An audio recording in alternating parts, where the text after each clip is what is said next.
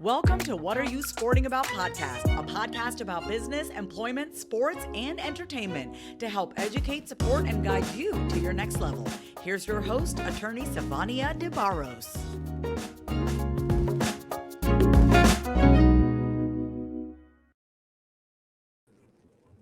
Hello, everybody. I'm Sivonnia DeBarros, a protector of athletes and the founding principal of the S.L. DeBarros Law Firm. I don't know how I almost forgot who I was. That's crazy, right? So anyways, guys, I want to invite you to join my newest course that launched March 21st called Athletes Making Moves. I'm going to tell you a little bit more about that later in the show. But for now, if you're an athlete or business owner or professional helping athletes, this is the place where you need to be to get the information you desire to be successful in your business. So let's go ahead and get into the topic of today. It's called lessons from a toddler. So I want to encourage you guys to take a look at the lessons or take heed to the lessons that your children may be teaching you. Here's something that happened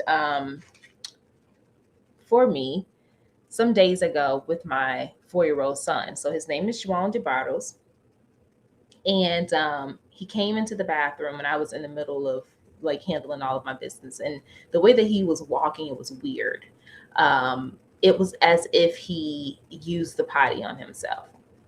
Now, my child is potty trained and has been for quite a while. So it really upset me that if he didn't go and use the bathroom, that, were you just that engulfed in whatever it is that you were looking at or doing and just decided you weren't going to go and use the restroom?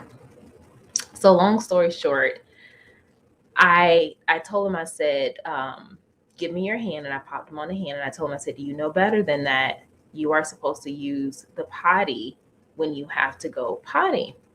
And so he looked at me a little confused and he almost kind of started crying.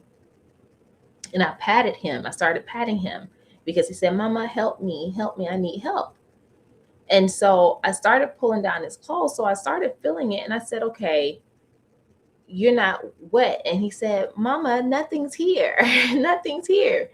And so I patted him some more and I said, well, you didn't use the potty in your clothes. He said, Mama, nothing's here.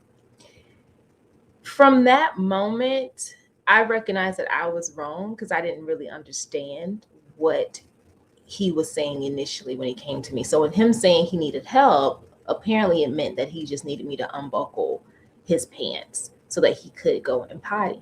So immediately I recognized that, oh my gosh, I've chastised my kid for nothing. And so I looked at him and I said, Jojo, mommy's so sorry. I said it in Portuguese, desculpa. And he said, Mama, it's okay. It's okay. His cute little toddler voice. It's okay. And he said, give me a hug, Mama. Give me a hug. And so I gave him a hug and I told him, I said, I'm so sorry. He said, it's okay, Mama. And it just truly melted my heart. So here's the lesson that I learned from that experience. The forgiveness that toddlers have in their heart is so pure. And I wish that as adults, we can go back to that, to really have a heart of forgiveness, to move beyond the hurt and the pain that we feel other people have dealt to us. Sometimes it's an issue of miscommunication. The same as myself with my toddler, it was an issue of miscommunication. I thought I understood what he was saying, but in actuality, I didn't. My own perceptions and past experiences about what could happen in that situation led me to create or come to a conclusion that was not true. So I wish that we are able or were able to have that heart of forgiveness like children have, because it will set us off on a better footing to really chart off into the world with lesser baggage, for example. The most important thing about that meeting or situation with my son was the fact that I immediately recognized that I was wrong. And I also apologized to my 4-year-old child. Now, some people might say, well, it's all right. You don't have to apologize. He might end up doing something else later where it account. But I mean, is that really fair? Right? Is that really fair? Because what we want to do is teach our children that if you do something wrong, you're only going to suffer the consequences of doing something wrong, not having to deal with the repercussions of someone else thinking that you deserve to be punished because they thought you were wrong, but in actuality you weren't. And so our children are looking up to us for that guidance, but we also need to make sure that we start shedding the things that didn't work for us when we were children, and shedding those cultural norms and ideas of what we felt like we had to do or to be in order to fit in the world. For my son to not only recognize that mommy was truly sorry for hitting him, he also solaced me. Like, he comforted me. He I feel like he actually forgave me for the conduct that I engaged in, for the thoughts that I had about him possibly using the potty on himself, right? How many times have you been hurt by someone else and you become so bitter to the point that you can't talk to them, you can't look at them? I mean, just the mention of their name just puts you in a disarray. And there's no way you're going to go back to them and say, it's okay. It's okay. It really takes a heart of forgiveness to do that. Now, here's what I want you to know. When you're able to forgive, it frees you. It frees you of all of the agony, the pain, the sadness, all the things that are drowning you out, drowning out your purpose, drowning out your beautiful personality. It takes up so much space that you don't have the freedom and the free will to do what it is that you really want to do. When you hold all those things in, even when you think you know what the other person meant, they actually may not know. They actually may not know, but you never had that conversation or the confidence to come back to them and say, it's okay. And if you were wrong, have you recognized that you were wrong?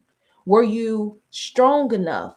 Did you have the mental fortitude enough to go back to that person and tell them, I was wrong?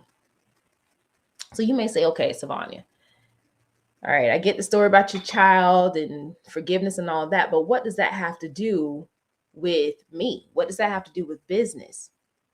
Here's the thing. There are so many people who take their personal issues into their business. They create their business on the idea of what they thought was happening or supposed to happen in their life. The same way that they treat or respond to their business partners or their investors, most likely are the way that they have been taught to respond to other people who hurt them at home or in their personal life outside of that business. And that's why it's important for you to recognize, when I'm wrong, I have the wherewithal to approach that individual and just tell them I was wrong. Like, admit it, get it off your chest. If the other person was wrong, it's okay to have a heart of forgiveness, to forgive them and not carry that with you. Because when you carry all of that with you, the unforgiveness, the hatefulness, grudging, whatever it is, it weighs down everything and it weighs on you. The whole point of you as an athlete, an entrepreneur, an amazing business owner, someone who's created a brand that is recognizable by people all over the world that you never would have thought. The whole point of you getting rid of that excess weight of unforgiveness is so that you can live freely, and make the decisions and move around the way that you desire, not being hindered by any of that stuff. Because I tell you, even if you think that you're not being hindered by it, there are certain decisions that you're already making that are in response to the pain that you felt back way when. But you haven't given yourself permission to forgive the other person and forgive yourself. And so I want you to take those lessons that I learned from my 4-year-old toddler. Yes, I'm the mom, the parent, the supervisor, basically, right? So if you're a supervisor in your position or you manage people, it's important for you to admit when you are wrong. When you are wrong, recognize it and create a method of correcting that. I recognize that I was wrong. But my 4-year-old son also recognized the pain that I felt by just being wrong. And although he was hurt when I initially popped him on his hand, he hugged me and comforted me and told me it was okay. So when we find ourselves in a position of being hurt, we also need to have some humility and understand that sometimes hurt people, right? So if you're out in the world dealing with people from all different backgrounds and whatever, some people may react out of things just because that's their norm. They're hurt. You don't know what's happening to them. So even though you're hurt, a heart of forgiveness may actually help you to set them on the right footing. It may help you to break through to them in a way that no one has ever broken through to them. And then the after effect of that is creating a beautiful relationship with that individual, something that you may not have even thought was possible. So I encourage you to have courage like a 4-year-old, to be humble like a 4-year-old, to forgive like a 4-year-old. Now, if you are an athlete, in business or professional helping athletes, I want you to join Athletes Making Moves course that launched on March 21st of this year, helping athletes and business owners find and reshape their identity, understand business and its building blocks, and begin creating and implementing legacy planning. A portion of the proceeds that we receive from the sales of this course are being donated to the Alzheimer's Association in honor of my late grandmother, Glovian Smith, as a token and appreciation of her love and investment into my life. If you would like more information about the courses, the modules that are being offered and the information that is going to be provided in this course, I invite you to register now to reserve your seat at athletesmakingmoves.com. If you're looking at my screen right now live, you can go directly to bit.ly/AMMC lowercase OURSE. So that's AMM course. Until further notice, guys, it is always my pleasure to encourage you, to motivate you, to inspire you to the very next level of your life. Come on, because we're going to all have that courage and that forgiveness like 4-year-olds. And I'm super excited for you for the next step and phase of your life. I will see you guys again later. Ciao. Joining us this week on What Are You Sporting About podcast. Make sure to visit our website, prosportlawyer.com, where you can subscribe to the show in iTunes, Stitcher, or whatever your favorite platform is, so you'll never miss a show. And while you're at it, if you found value in the show, we'd appreciate a rating on iTunes or iHeartRadio. Or if you'd simply tell a friend about the show, that would help us out too. If you like the show, you might want to check out our book, What Are You Sporting About? Attorney Sivonnia DeBarros is available for private consulting at sldebarros.com. And remember, we're here to educate, support, and guide you in your journey to success, because we're all sporting about something.